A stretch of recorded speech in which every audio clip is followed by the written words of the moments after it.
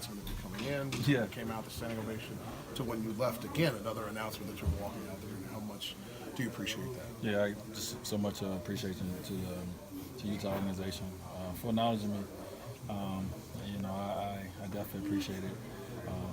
And the crowd was, incredible, as always. So, it's the same, man. I just, you go on these road trips, and you're focusing on playing a game, but you definitely understand one that our organization has done a good job of getting a great fan base over this course of time, and also I've picked up a couple along the way as well, by the way I play the game and by some of the things I've done off the court, as well. So when a lot of people come up to me, that's not necessarily in Miami, they talk a lot about what I've done away from the game of basketball, and that's why they're fans as well. So I just appreciate the support that they give me. So I was sitting there trying to think about exactly what you're running right on the shoe. Is that the one for Corver, or were you for Crowder? No, it was Corbett.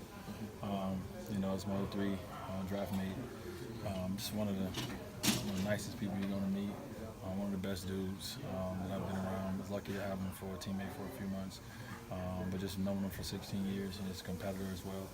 And I'm just sitting there trying to think, I don't got much space on my shoe to write a lot, so make sure I made something that was important and impactful. What was the biggest challenge tonight, trying to get back in it? It's I knew this was going to be a tough one. I looked at the schedule, for this young team, but they got off to that hot start, and I felt all year that this has been one of the best defensive teams that we've played, even at home, winning, but they was up big in that game as well. We used our momentum from our crowd to get back in it. Tonight we didn't have that momentum from the crowd to get back in it, so they got their lead, and they just they held it comfortably. We couldn't get an offensive flow to go at all, and they continue to play well offensively. Dwayne, I know this happens over the course of the season. You get these, you certainly experience enough of them, you move on. How hard is it in the middle of a road trip, though, to turn this thing around, not knowing about Goran, having Hassan come back? Sort of what's the turnaround now for now for the next 48 hours? I'm sure if you ask somebody else that question, it may be different than asking me, right?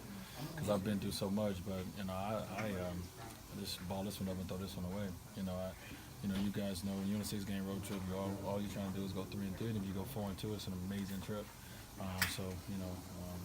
We got 2 on this trip already tonight.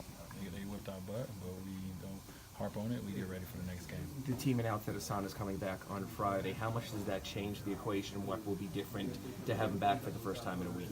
I don't know what it changes, but we bringing somebody back that average 3 blocks a game, 14 rebounds a game, and continue to give us more bodies.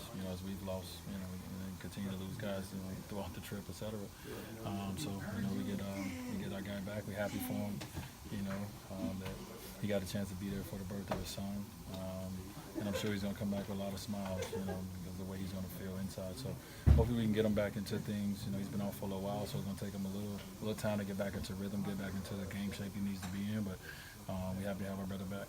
With the adversity that you guys have faced with injuries and some of the losses, what are you telling your younger teammates in terms of how to deal with it and how to overcome it? Yeah, I'm just trying to, after each game, win, lose, just trying to make sure that they understand, what are they taking away from it as they grow. Some of these guys, just watching Bam just over the course of this road trip, he's grown. And when guys are struggling, you're trying to help them, get out of that, and always the bigger picture. I think everyone understands right now we're in that stage of, even if everything goes right, we in that stage where we're middle of the pack in the Eastern Conference, and hopefully make the playoffs type. So these guys are building. It's our job, as I said, myself, the guys and leaders, just to continue to pass on what we can to help these guys mature, faster and quicker, and especially when we're not around them. Hopefully we take something away from, what we've said and what we've done, here with these guys. When do you know you're going to give your jersey to Jay, and what kind of respect do you guys have for each other just as competitors? I knew in Miami. I told you guys, I told the media over the course, I have a list. So I knew I was going to get my first one to Donovan because of the relationship we built. And then I knew here I was going to give it to Jay. Because I've been knowing Jay since Marquette. And got an opportunity to be teammates with him, a competitor as well. So just respect, so I was glad I was able to, have that moment with him as my former Marquette Golden Eagle brother. And also with Corver, you know, getting able to give him my shoes. Corver told me, he said, I only got one pair of shoes signed, and it's Kobe's. So I'm glad to be in as a second, and I'm sure LeBron may enter in that somewhere. That's, to me, it's a good list to be on. Donovan Mitchell and Royce O'Neal planned a farewell dinner yesterday for you. Yeah. And what does a friendship between you and a younger Yeah. generation player mean to you? No, it was great, man. I definitely didn't expect it. You know, coming in, I think we got in about 7, and I didn't know why I was getting rushed to go to dinner, but it was cool when I got over there and seeing, you know, Donovan there and Royce.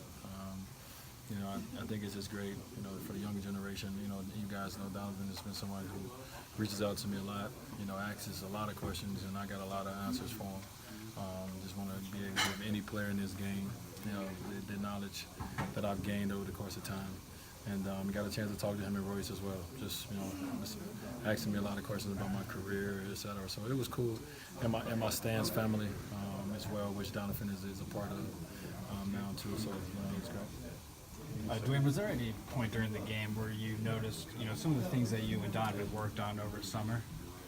I wasn't really paying attention like closely, you know what I mean? Like, you know, I have to go back and look, but you know, I think more so with Donovan it's a mentality thing, you know, more so than a skill thing. You know, I think the one thing we talked about over the summer is his patience.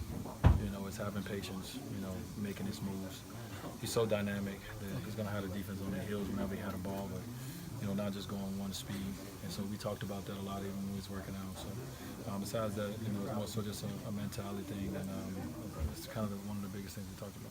2 more guys. Dwayne, you mentioned after the Orlando game that you're disappointed because you guys have played so well with the previous 2. Does it kind of feel that way tonight?